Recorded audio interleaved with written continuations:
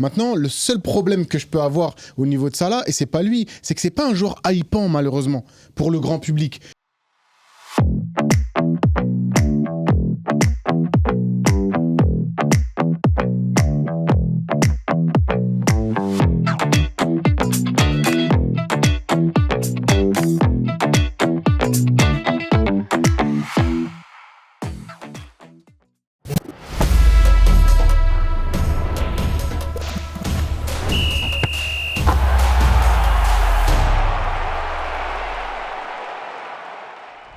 Bonjour à toutes et bienvenue sur le plateau des remplaçants pour cette nouvelle édition. Et pour cette nouvelle année 2025, on vous propose un nouveau format. On va faire un focus chaque semaine sur un joueur africain. Et qui de mieux pour ce nouveau format que de le faire avec le top player africain cette saison, c'est Mohamed Salah, évidemment l'Égyptien. On va faire un focus, un vrai zoom sur le joueur. Je commence cette fois les présentations par Dounia. Comment ça va, Dounia? Bienvenue sur ce plateau. Merci Nico, merci pour l'invitation. Je suis vraiment contente d'être avec vous. Ouais.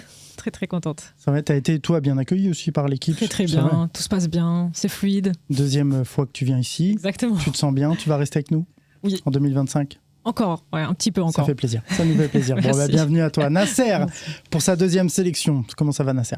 Ça va, merci beaucoup pour l'invitation. Merci Nico de m'avoir invité, je suis très content d'être là avec un beau plateau. Et là, on est sur le banc, là, t'es content, là. Là, t'es content, il y a un beau sujet. Raph est de nouveau parmi nous. Comment ça va, Raph? Ça va très bien, merci pour l'invitation. Et pareil, je suis ravi d'être là pour chaud parler. Pour ce petit focus Mo Salah, c'est pas mal. Beaucoup de choses à dire, c'est sympa. Ouais. Bah oui. Ça va être très sympa. Il y a des choses à dire. Ouais. Beaucoup de belles choses, très belles choses. Sur l'aile gauche, le virevoltant, Wesley, le capitaine de l'équipe ce soir.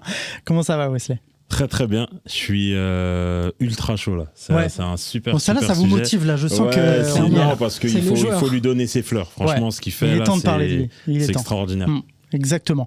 On va faire justement un retour sur son début de saison à Liverpool qui est tonitruant. On va faire un petit tour sur les stats parce que c'est assez impressionnant. On va parler de son avenir aussi avec Liverpool. Est-ce qu'il y sera, est-ce qu'il y sera plus, quel serait le bon choix? Et évidemment, puisque c'est la vraie question, est-ce que c'est l'année du Ballon d'Or pour Mo Salah? Est-ce que c'est envisageable? Est-ce que ça sera plus tard? Est-ce que c'est maintenant ou jamais? On en parlera en fin d'émission. Et évidemment, le petit quiz à la fin de l'émission, puisqu'on rappelle, c'est Raph qui a ouvert le palmarès 2025. Voilà, on va faire donc un petit retour sur le début de saison de Salah pour introduire cette émission. Dounia, je vais commencer par toi. 28 matchs, toutes compétitions confondues, une stat qui parle, 21 buts, 17 passes décisives. Je m'arrête là, à ton tour. C'est ça, je pense que Salah aujourd'hui, il est parti sur les bons rails cette saison. Il y a une nouvelle dynamique avec un nouveau coach aussi. Donc, lui, il en avait besoin, il l'avait dit. Il avait dit qu'il était arrivé avec Klopp au bout de l'aventure. Donc, ça lui fait du bien. Moi, j'ai été un peu déçu de Salah, je ne vais pas mentir, lors des 2 dernières CAN. On en a parlé un petit peu en off tout à l'heure, mais je trouve qu'il manquait de leadership. Et je ne sais pas ce qui s'est passé cette saison, mais il retrouve cette étincelle, cette flamme, peut-être avec d'autres coéquipiers, Gakpo par exemple, Nunez, etc., qui ont peut-être regagner un peu la confiance qu'ils avaient peut-être perdu un peu la saison dernière. Et là, ils reviennent de l'arrière. Moi, je suis super contente pour Mohamed Salah. J'espère que ça va continuer parce que la deuxième partie de saison, là, ils viennent de perdre en League Cup en demi-finale contre Tottenham. Ouais. Donc, la deuxième partie de saison, ça va être compliqué. Hein. Il a joué titulaire dans cette demi-finale. Oui, tu veux dire que l'effectif avait tourné. Nasser, comment toi tu analyses? C'est énorme. Hein, 38, il est à l'origine de 38 buts sur 28 matchs. C'est des stats assez incroyables. Pas ouf, hein. C'est vite fait. Il a 32 ans. Il a 32 ans. Il a toujours fait des bonnes saisons à Liverpool, mais là, on sent qu'il y a encore un cran qui a été passé.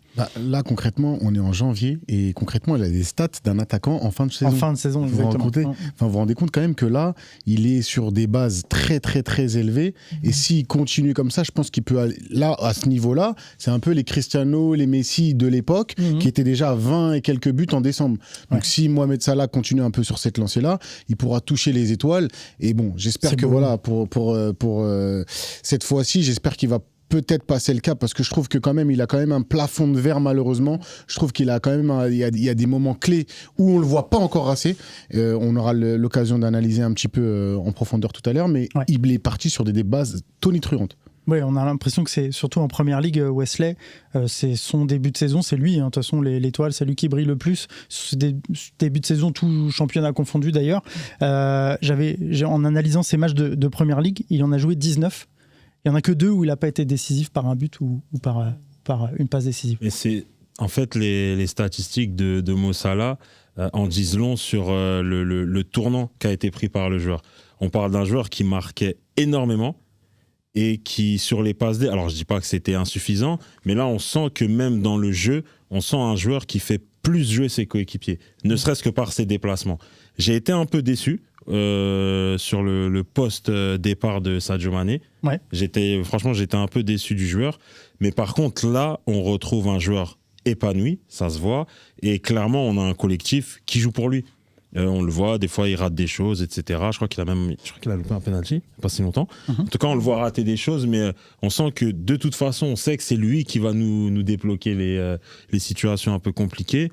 Ce qui se passe par rapport à... Bon, j'ai pas envie de spoiler, mais ce qui se passe par rapport à son avenir, je pense que ça joue aussi sur son état d'esprit actuel. C'est peut-être sa dernière saison, ou pas. En tout cas, la discussion existe. Et je pense que ça lui... Tu parlais du nouvel entraîneur, je pense que ça a relancé quelque chose, parce que moi, je faisais partie des gens qui pensaient qu'il était peut-être arrivé au bout d'un cycle. Okay. Il y a eu pas mal de mouvements, offensivement, de nouveaux joueurs qui sont arrivés. Et là, j'ai vraiment l'impression qu'on a trouvé la combinaison parfaite. Franchement, et on l'a dit, à 32 ans, là, ce qu'il réalise depuis le début de la saison, c'est tout juste extraordinaire. Ouais, c'est vrai que Raph, finalement, on le voit quasiment à son prime, en fait, depuis qu'on le connaît, depuis qu'on le découvre. Et là, c'est au moment où on pensait qu'il allait être peut-être dans la phase descendante, qu'il est en train de remonter et prendre la lumière. Comment tu analyses? Est-ce que toi, tu es surpris? Et est-ce que toi, tu n'es pas souvent surpris? Donc, j'ai envie de ton avis. Est-ce que tu es surpris par son début de saison? Est-ce que finalement, ce n'est que mérité par rapport à tout ce qu'on a vu de lui depuis le début? Je pense que s'il y a un joueur sur la planète football depuis des années qui est régulier, je pense peut-être à Harry Kane, mais surtout à Mo Salah depuis 6 ans, 7 ans, il enchaîne des saisons à des stats incroyables. Là, celle-ci, c'est encore plus fort, puisque je crois qu'il a égalé son nombre de buts de la saison dernière. Là, actuellement, il a même égalé, d'ailleurs, j'en profite, le record de Thierry Henry, 175 buts en première ligue. Le mec n'est pas numéro 9, enfin, faut quand même préciser. Oui, c'est ça. Et moi, sa saison, ça me rappelle la saison de Neymar à la première au PSG. La saison où il marche sur l'eau, tu te dis personne ne peut l'arrêter. Et on pensait qu'avec le départ de Klopp, ça allait marquer un tournant, puisqu'on savait qu'il y avait des petites frictions entre lui et Klopp. Et avec Arne Slot, justement, au contraire, ça a redynamisé quelque chose.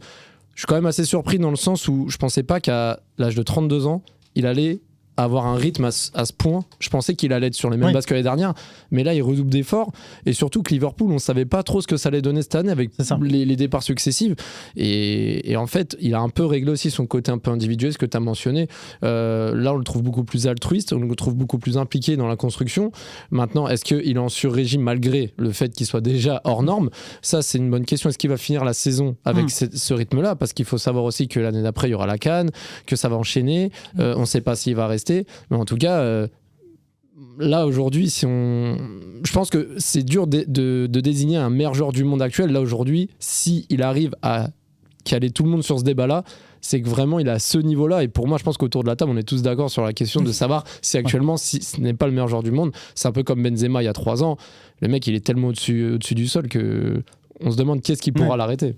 Et Wesley, est-ce que justement, on ne voit pas un joueur avec des nouvelles responsabilités dans cet effectif, avec peut-être moins de joueurs vedettes autour de lui, mais est-ce que c'est pas justement ça qui lui permet aussi à lui de se révéler là, de prendre ses responsabilités dans cet effectif et dans cette organisation? C'est possible. On sait qu'il y a quelques années, il était très associé à Sadio Mané, et clairement là, si on prend les joueurs offensifs, j'enlève Van Dijk parce qu'il est derrière, mais oui, c'est le joueur, on va dire que tout tourne autour de lui. Il avait prolongé avec un gros salaire à la clé qui avait pu faire un peu polémique. Mais là, avec ce qui se passe, il met tout le monde d'accord.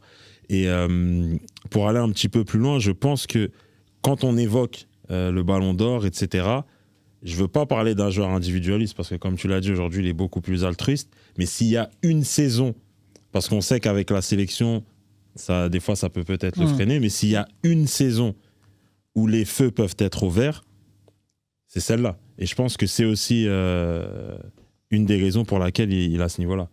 Surtout que moi, je me rappelle des derniers mois de la saison dernière, il n'a pas été étincelant en fait. Donc c'est pour ça que je te dis, pour te répondre à ta première question, j'étais un peu surpris de voir qu'il a rebondi aussi rapidement et de manière aussi violente. Merci de répondre à mes questions. C'est clair. Non, mais la post-can, moi, je suis pas totalement surpris Franchement, je suis pas totalement surpris. Pourquoi ? Parce que ce qui est vrai dans le monde professionnel est vrai aussi pour les grandes stars. Il faut savoir que là, c'est un joueur qui est en fin de contrat. Donc un joueur en fin de contrat, généralement, au niveau de ses performances, ça surbrille un petit peu parce qu'il sait qu'il a un levier par rapport à ses dirigeants. La com qu'il a eue avec le journaliste anglais, sa sortie pour moi, elle n'est pas anodine. De dire oui, c'est peut-être ma dernière saison. Il sait très bien que c'est encore une fois, avec les statistiques qui sortent aujourd'hui, un très très gros levier. Maintenant, attention, qu'on se trompe pas, je suis totalement d'accord que Salah a fait une saison exceptionnelle et que c'est un grand joueur. Maintenant, le seul problème que je peux avoir au niveau de Salah, et c'est pas lui, c'est que c'est pas un joueur hypant malheureusement pour le grand public. Il suffira, pour moi, dans mon scénario, il suffira qu'un Kylian Mbappé fasse une grosse saison, il suffira qu'un Bellingham ou un autre un peu plus bankable fasse une grosse saison, et malheureusement... tu vas parler du Ballon d'Or, je te coupe parce que c'est la fin de l'émission. Juste pour te dire, là on a passé la mi-saison. Je veux dire, là, la saison d'Mbappé, ça fait un moment. Je veux dire, même s'il fait une bonne fin de saison, il faut prendre en compte depuis le mois d'août. Et ça, là, il a pris beaucoup trop d'avance. Totalement d'accord. Sauf s'il gagne la Champions League. Voilà, il y a le facteur Champions League dans une année sans compétition internationale qui va être... Après Salah, regarde, en 2019, il la remporte. Pourtant, il est absent dans les matchs clutch. Tu parles de la CAN en 2019, c'était en Égypte. Il s'est totalement foiré dans la CAN 2019 et pourtant il gagne la Ligue des Champions. Donc il faut aussi savoir comment Mbappé, est-ce qu'il va marquer, est-ce qu'il va être présent. C'est ça aussi qu'il faut déterminer. Denis, à son avenir, justement, on va basculer sur l'avenir de Mo Salah. Est-ce que toi tu le vois quitter le championnat, enfin Liverpool déjà, premièrement. Est-ce que tu le vois partir du championnat tout bonnement? Et puis dans quel effectif actuel tu le vois arriver, et quel effectif actuel top européen tu le verrais intégrer? Moi, je suis sûr à 100% qu'il ne va pas rester à Liverpool. Parce que là, par rapport à sa communication, il ne peut plus, en fait. Je pense plus qu'il sera le bienvenu la saison prochaine. Après, ça dépend s'il gagne ou pas la Champions League. Mais je pense que le contrat, il va être clôturé avant. Ouais. Donc, moi, je pensais au Real Madrid. Hein. Je sais pas, je sais que le Real, ils préfèrent prendre des plus jeunes. Oui, 32 ans mais pour moi, le Real. Je sais pas pourquoi, mais je pense que peut-être qu'ils voudront Florentino Pérez. Je sais qu'il est friand des stars. Donc peut-être qu'il va se tourner vers lui ou la Saudi League. Ou la quoi? La Saudi League. Non, mais peut-être le PSG. Tu vois, peut-être le PSG, ça serait super. Ou l'Allemagne. L'Allemagne, c'est un championnat qui lui conviendrait aussi. Hein. Parce qu'il est rugueux, tu vois, un peu comme Harry Kane, tu vois. Wesley. Aller avec lui. En fait, c'est quoi? Franchement, c'est une étude de cas qui est formidable. Un joueur de 32 ans qui fait ce qu'il fait. T'as encore envie de le voir au très haut niveau. Bien sûr. Il a déjà pris une LDC. Là, s'il en prend une deuxième, il a pris des premières ligues, etc. Donc, il a quand même beaucoup gagné. Et dans la réflexion de ces joueurs, des fois, il y a bon, j'ai déjà tout pris, je peux peut-être aller chiller un peu. Ouais. Et moi, par rapport à lui, j'ai vraiment du mal à me positionner parce que je me dis, je pense qu'il peut encore nous donner une ou deux grosses saisons, mais en même temps, je ne lui en voudrais pas s'il se dit, OK, 32 piges, je prends 33 en juin, je crois. Je pars sur un truc un peu plus tranquille parce que l'attachement qu'il a à Liverpool, on ne peut pas le voir ailleurs en Angleterre. C'est pas possible. C'est cette saison, c'est ça. Après, dans le foot, tout est possible, mais c'est pas possible. C'est sa 7e saison, on est d'accord à Liverpool. Donc, c'est impossible qu'on le voit ailleurs en Angleterre. Maintenant, effectivement, on parle des top clubs européens. Mo Salah, ça coûte cher. 33 ans. Est-ce qu'à 33 ans en Europe, on va te donner ce que Liverpool te donne? La Juve l'a fait à Ronaldo à 33 ans. Oui, mais Ronaldo. Il parlait de bankable, etc. L'image, donc, en fait, ce que ça rapporte. Exactement. Et en fait, franchement, c'est une superbe étude de cas. Pour ma part, je pense qu'il partira vers quelque chose de plus tranquille. Okay. Ça ne regarde que moi. Moi, je suis assez d'accord avec toi. C'est du gâchis. Effectivement, mais en même temps, tu sais, on a toujours peur du coup de trop. Alors, justement, ici, on aime bien faire des pronostics. Je vais vous demander à tous de prédire son prochain club. Et puis, on reviendra dessus et c'est enregistré. Et on le fait souvent ici autour de la table. Et comme ça, on voit qui a raison. Raph, commence. Moi, je commence. Pour moi, son prochain club, c'est Liverpool. Liverpool. Wesley. Ah, bien joué.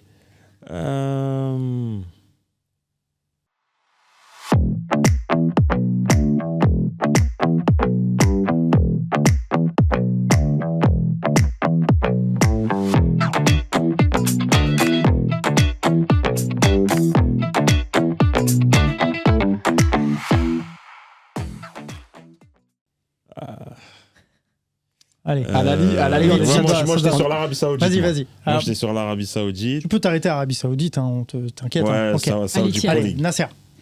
Moi, il y a Raph qui m'a attrapé, mais je dirais le club européen qui est le plus en phase avec Tu lui. peux dire la même chose, hein, t'as Non, d'accord. je vais quand même. Ah ouais. C'est enregistré. C'est beau. Vas-y. Non, Everton. J'ai failli dire City aussi. Non, je rigole. Non, franchement, le projet, je pense qu'il pourrait coller un peu plus. Ça va être le Bayern de Munich, sachant que l'Héroï Sané, c'est pas exceptionnel. Donc, il pourrait aller au Bayern. Pas bête, intelligent, Dunia. Moi, je vais dire un truc très haut pour terminer peut-être sa carrière, le Real Madrid. Le Real Madrid. Moi, j'aimerais bien. C'est enregistré. Ça, j'aimerais bien. Ok, très bien. Personne Les parle petits d'un de retour. Vinicius, Mbappé, j'aimerais bien. j'aimerais Un pas, retour en Serie A ou même La en Roma. Égypte. Hein, Oui, c'est un oui. grand Ah oui, la championnat. Roma, tout ça, ouais, c'est vrai. Ouais, pourquoi pas. À surveiller, en tout cas, on y reviendra quand On ça verra. bougera. Du côté de Mo Salah, pour conclure sur le sujet, le Ballon d'Or 2025, pardon. Je parlais du 2026 parce que je me projetais. Je me disais, ok, là, il y a le 2025, mais 2026, il y a la CAN, il y a le Mondial. Est-ce qu'il n'a pas aussi une carte à jouer là? Mais il aura 33 ans. Comment vous le voyez? Cette année, il n'était pas du tout dans le classement du Ballon d'Or. Ballon d'Or africain, il est passé, il l'a plus depuis 2018. Raph, comment tu analyses?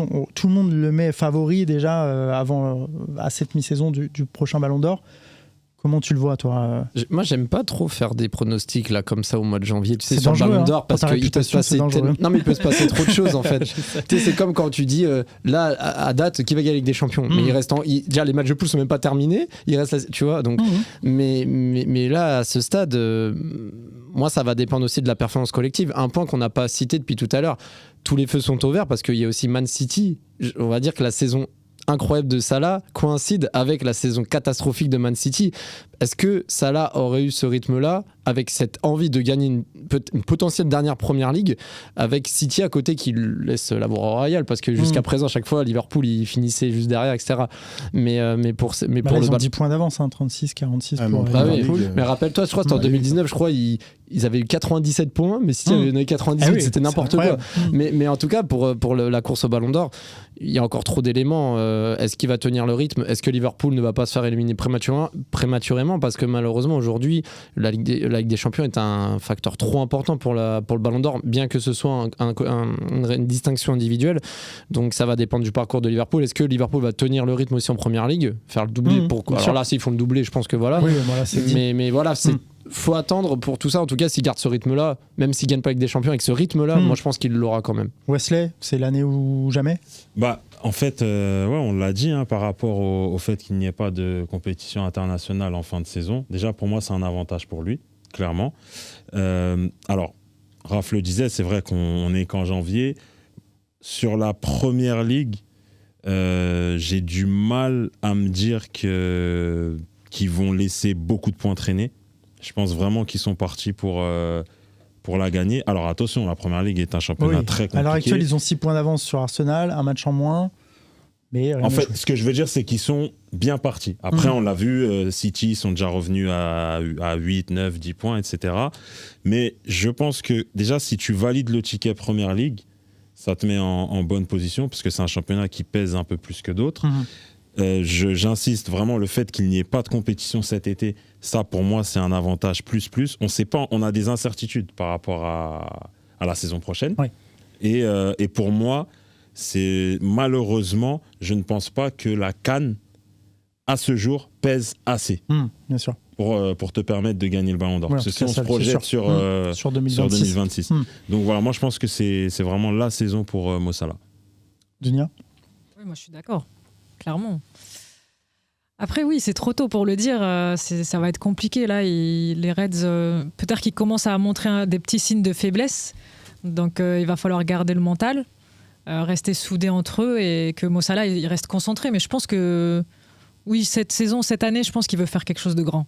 Ouais. Comment tu vois, toi, Nasser? Qui veut faire quelque chose de grand, je suis d'accord.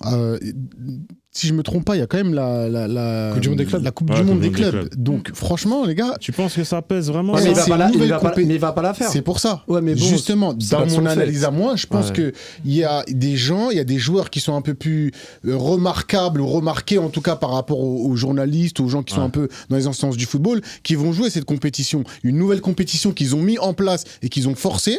Donc je pense que celle-là, elle aura quand même son mot à dire pour le prochain Ballon d'Or. Après, comme vous disiez depuis tout à l'heure, on est en janvier, faire des pronostics pour le Ballon d'Or, ça reste un peu prématuré. Mais je reste un peu dans l'analyse que je t'ai dit tout à l'heure. Si demain, tu as un joueur comme Bellingham qui fait gagner le Real Madrid en Coupe du Monde des clubs, ou un joueur comme ça, demain Vinicius par exemple, parce qu'on n'en parle pas assez, mais Vinicius après sa très bonne saison, s'il fait gagner au Real Madrid la Coupe du Monde des clubs, je pense bien que Mohamed Salah il passera derrière Vinicius. Vinicius il avait gagné 2 Ligues des Champions, il l'a pas eu pour autant. Mais en tout cas, il y a aussi un point qu'il faut noter, que j'ai noté en 2019 notamment, et pas que, c'est que les pays africains ne sont pas assez solidaires sur les joueurs de leur continent. Sadio Mané en 2019, quand on voit que la grande majorité des pays africains n'ont pas voté Mané, ont voté plutôt Van Dijk ou Messi, il faut aussi prendre ça en compte. Il y a beaucoup de pays en Afrique et il faudrait bien que les pays africains soient un peu solidaires des talents africains et qu'ils votent les talents africains quand ils méritent d'avoir le Ballon d'Or, en l'occurrence Mohamed Salah pour 2025.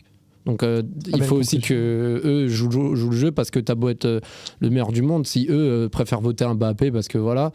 Donc, je veux pas m'étendre sur le sujet, mais on a compris. Ouais. Ça, c'est aussi un point à noter. De mon analyse sur le joueur l'effet bankable en fait. Tout ça. Exactement. Bon, bref, un avenir à surveiller en tout cas pour Mo Salah. On va suivre son actualité de très près, évidemment. On en parlera ici sur ce plateau. On passe au quiz tout de suite.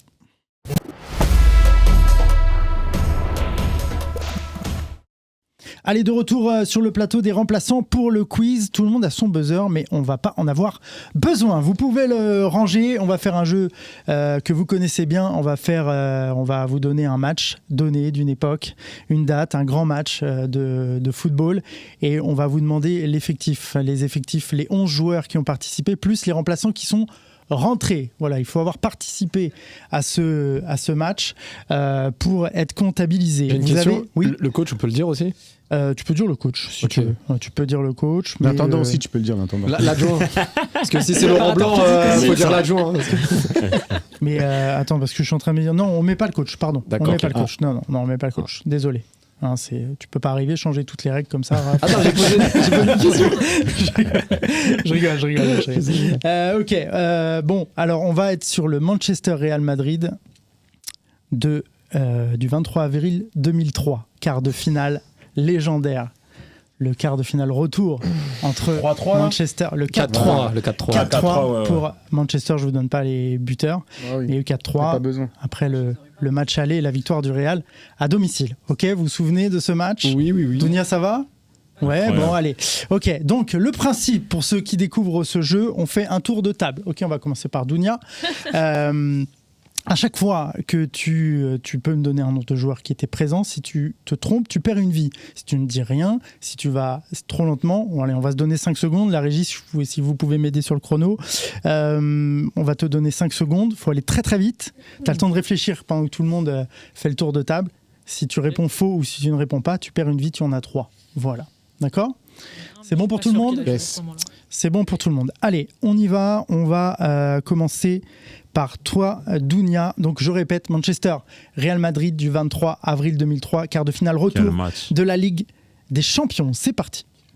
Raoul, non.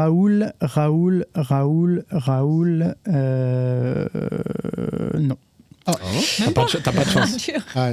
Attends. Non, Raoul, non. C'est trop. Raoul, non, tu perds, mais c'était bien joué. Mais il était pas là. Ok, alors il était peut-être sur le banc d'ailleurs. Mais en tout cas, je ne l'ai pas dans les joueurs qui sont rentrés. Même pas, il n'est pas sur le banc. Ok, Dunia, tu perds une vie, mais c'est pas grave, tu en as encore 2. Raph. Triple buteur, on l'appelait R11, Ronaldo. Oui. Bien joué. Ronaldo y était. Wesley. Fabien Barthez. Dans les buts, manque une. Bien joué. Nasser. Claude Makelele, il est là, il était titulaire. Bien joué au milieu de terrain du Real. Dunia. Je sais pas, je vais dire une bêtise. Hein. Non. Beckham, bien sûr. Il rentre. Beckham marque. Il rentre et il marque. Et il marque 2 double buteur. Double buteur Beckham, 71e et 85e, il rentre. Bien joué, Dunia. On y va, on continuera. Je vais glisser le joueur qui lui a parlé à la fin du match dans l'oreille, Zidane. Zidane, bien sûr. Zidane était là. On y va avec toi, Wesley. Iker Casillas est dans les buts du Real. On y va avec toi, Nasser. Vous êtes très fort. Salgado. Alors, Salgado oui, il est là, arrière droit, bien sûr. Il est là. Bien joué. Kraus, je sais pas s'il était là. Non. Kraus n'était pas là. On perd une vie. Donné, t'en reste qu'une, attention. Raph. Roberto Carlos. Roberto bien Carlos, sûr. bien sûr, il est là. joué. Il est là. Ok, on y va avec toi, Wesley. Paul Scholes. Paul Scholes. Alors, je ne l'ai pas dans les titulaires. On va descendre. Est-ce qu'il est Je crois qu'il joue pas. rentré? Je crois qu'il Il joue est pas là. ce jour-là. Il n'est pas là. On perd une Il y vie a pour plein de joueurs. Franchement, je suis allé sur lui. Nasser. Hierro, oui, il est en défense centrale. Il est bien là avec le brassard de capitaine. Bravo, Nasser. À toi. Dunia. Non, je veux dire une bêtise. Non, Non, vas-y. je pense Allez, que- fais-toi confiance. non, il a joué au Barça. C'est Vieira, Allez. il a joué au Barça, non? Qui t'a dit? Vieira? Ah non, Vieira, il n'y est pas. Vieira, Non. il n'y est pas. On perd Dunia. C'est pas grave. tous dit. Hein, allez. Raph, à toi. Il te reste toujours 3 vies. On enchaîne. Ruud van Nistelrooy. Ruud van Nistelrooy, Il marque, il est je là crois. et il marque. Il C'est marque. le premier buteur de la soirée Ouais. avec, à la 43e. Raph, bien joué. À toi, Wesley. Il te reste 2 vies. Gary Neville. Gary Neville. Alors, je le vois pas dans les Pourquoi titulaires. je me complique la On vie comme descend. ça Je le connais. Non, il y est pas. Il y est pas. On perd une vie pour Wesley. Il t'en reste une. Nasser, tu as les 3. À toi. Solari. Solari, il n'est pas titulaire. On descend. Solari est rentré. Bien joué. Solari est rentré. Ouais. C'est un vrai remplaçant pour le coup. Bien joué. À toi, Raph. Roy Keane. Roy C'est lui, Keane, il fallait y aller. c'est bon. Roy Keane, il est là. Avec le brassard également. À toi, Wesley. Il te reste une vie. Attention. Redondo. Redondo. T'es déjà parti. Redondo. Ouais. C'est pas lui qui Redondo. fait Il était au Milan. Il était au Milan. Et on perd. C'était pas la même on année. perd Wesley. la petite On perd erreur, Wesley C'est au Raoul qui final. marque quand il fait ça. Le duel final, attention, entre Nasser et Raph, qui n'ont perdu aucune vie. Pour l'instant, c'est une grosse finale. Allez, Nasser, à ton tour. Giggs. Giggs, il est là. Giggs. Bien joué. Il est là avec son numéro 11. Giggs, à toi. Raph. Ivan Elguera. Ivan Elguera, il est là en défense Oh. centrale à côté de Hierro, exceptionnel. Bien joué. Lourd. Incroyable. Il a même. Ouais, non, bien joué. Il est là. Nasser. Steve McManaman. McManaman à côté de Makelele. Excellent. Ok. Raph, gros duel. Hein. Je dirais Brown. Wesley Brown, yes, oui, Wesley arrière Brown. droit, Brown. Ah, Wesley Énorme. Brown, bien Énorme. joué. Énorme. Ok, Nasser. On va être obligé de départager, hein, comment on va Ouais. faire. Je pense Allez, pas qu'il va On passer. enchaîne. lui. On enchaîne 5. On vient de me dire 5 secondes. Andy Cole. Non. Il va pas passer, il est trop loin. Il est pas là. Non, c'est pas lui. Tu perds une vie, Nasser. Qui t'a dit Wesley Cole. Andy Andy Cole, pardon. Andy Cole. Andy Cole, Ok, ouais, on non. enchaîne avec toi. Ok. Moi, je dirais Solskjaer. Ole Solskjaer. Gunnar Solskjaer. Non, je pense pas. Non, il est pas là. Et- Ah si, il est là. Titulaire, Il y est pardon. Il est Ah là. ouais Il est là, bien joué, excellent. Il est là à droite, il est titu. Il a À dit tout toi. le monde, le Real, là Non. Au Real, non, vous n'avez pas dit tout le monde. Non, Vous n'avez pas dit tout le monde. Allez, Alan Smith. Bien joué. Alan Smith. Il est là, je crois. Il rentre. Il rentre, je pense. Non, il rentre pas. Ah, Il rentre pas. Ah, Il dur. rentre pas. Il te reste Une vie. une petite vie. Il reste 2 titulaires au Real que vous n'avez pas donné. Ouais. Il reste des titulaires aussi à Manchester. J'en dis pas plus. Raph, à toi de jouer. Butt. Oui, Nicky Butt. exactement. Il est titulaire. Nicky Butt, et c'est énorme. Ouais, à toi, Nicky Butt. Nasser. Allez vite, dépêche-toi, il y a du temps. Ouais, c'est la finale, on te laisse encore un petit peu. Morientes. Morientes. Non, c'est fini. Ah ouais Alors, il est sur le banc, mais il rentre pas. Il rentre pas. Dommage. Victoire de Raph. Oh la main, il a Bravo. perdu aucune vie. Énorme. Énorme. Il restait qui, du coup, comme Alors, je vais vous Attends, dire. je peux tenter. Vas-y. Franchement, j'aurais tenté Portillo, moi. Mais je Portillo. sais pas s'il rentre. Je pense pas. Il rentre, Portillo. Bravo. Oh là là. Bravo, Lourd. bravo, Portillo. En titulaire au Real, Luis Figo. Là, Bah oui, je me Luis suis Figo. dit c'était Bah d'après oui, qu'il est Figo. arrivé. Quand t'as Mais parlé là, de il a Barcelone, signé- j'ai il a cru signé que en tu parlais de 2000. Figo. Ouais, j'ai hésité. Ouais, 3 bah ans oui. J'ai avant. hésité. C'est que j'ai hésité, il y avait Raoul Guti. Figo. Guti. Bah, Ah, c'est bah Gucci oui. qui fait le. Guti. Et la La talonnade passe derrière tac, là, pour voilà, Ronaldo. et après il a mis Ronaldo. Solari, on l'a dit, Portillo et Pavone qui rentre. C'est le troisième Pavone, ouais, joueur qui Pavone. rentre. Sur le banc, il y a Conceição, Cambiasso et César Sanchez, le gardien, en plus de Morientes.